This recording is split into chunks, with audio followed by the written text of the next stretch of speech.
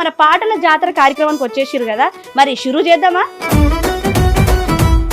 Trending లో ఉండే ఈ ఫస్ట్ పాటను అయితే పేరు గల పెద్దిరెడ్డి పాట అయితే అందరికి తెలుసు. ఒక్కసారి ఆ పాటతో షురూ చేద్దాం మనం. నేను లేని ఇంటిలో మా నాయన కునికే లేక కంటిలో పండుకుండే గాఢ నిద్రలో మా నాయన బాయి గడ్డ మీది మట్టిలో కడుపారగన్నోడు నా కడుపులో పుడితే పెట్టుకుంటే ఆయన పేరునే పేరుగల్లా పేరుగల్లా పెద్దిరెడ్డి బిడ్డలో ఏమన్నా వాడినవా? అందుకే మా జనాల గుండెల్లో నిండిపోయింది నీ పాట, నీ గొంతు.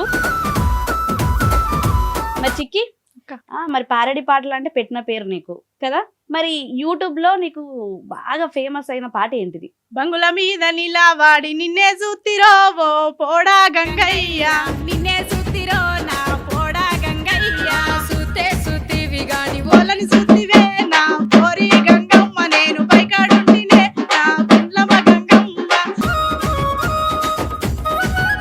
పారడి పాటలు వాడితే కొన్ని నెగిటివ్ కూడా వస్తాయి. చాలా కామెంట్లు ఆడపిల్లల్ని అనని మాటలు కూడా పెట్టారు అక్కడ కామెంట్లలో. ఎందుకు ఇవన్నీ ఎందుకు వీడియోలు చేస్తున్నావు అన్నట్టుగా. శృతి నేను రూమ్ లో నేర్చుకుంటా, సరే కుక్కలు అట్లనే మురుగుతాయని అని తెలిసిన అన్న వాళ్ళకి చెప్తుంటివి, లేకపోతే లేదు. కానీ అట్లనే వచ్చేసినావు అక్క. మరి శృతి గురించి మాట్లాడుకుందాం అంటే ఇప్పుడు తను మన మధ్యలో లేదు, కానీ మీ ఫ్రెండ్షిప్ అంటే మామూలు ఫ్రెండ్షిప్ కాదు, అది మాకు తెలుసు.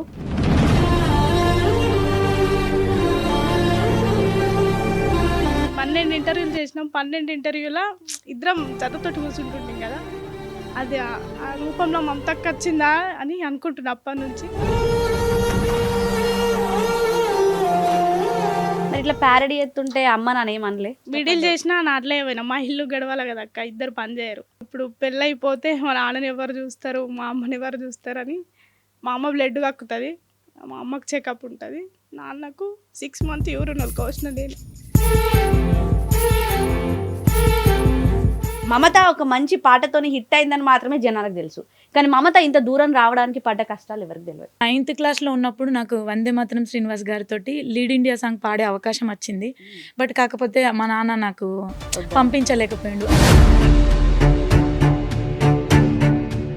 నేను పిల్లల్ని చూసుకోలేకపోతానా, మన పిల్లలు నాతో నా ఎఫెక్షన్ అనేది మిస్ అవుతుంది అని ఎప్పుడైనా బాధపడ్డావా? నేను పర్లేదు నాకు, ఎందుకంటే కష్టపడేదే వాళ్ళ కోసం. ఇంకొకటి ఏంది అంటే నేను ఎందుకు ఇంత ధైర్యంగా ఉన్నా అంటే నేను జస్ట్ జన్మనే ఇచ్చిన, నా తర్వాత తల్లిలాగా చూసుకునేది మా నాన్నమ్మ. ఈ 15 days నుంచి ఆమె లేదు నా దగ్గర. ఇప్పుడు నా పిల్లలు ఇద్దరే ఇంట్లో ఉన్నారు. నా పాపను తీసుకురావడానికి వెళ్ళి జారి కింద పడ్డది, ఆపరేషన్ చేయించినాను. ఈ 4 మెతుకులు నోట్లకోవాలంటే ఆమె ఎంత కష్టపడాలి. మరి గిసోంటి వాళ్ళకి ఖచ్చితంగా అవకాశం రావాలి. మీరు అందరూ చూస్తారు కదా, మన చిక్కి కష్టాన్ని గుర్తించి ఆమెకు మంచి మంచి అవకాశాలు ఖచ్చితంగా చిక్కి ఈ ఛానల్ ద్వారా నీకు ఖచ్చితంగా మంచి మంచి అవకాశాలు వస్తాయి, బరాబర్ వస్తాయి, నేను చెప్తున్నా కదా.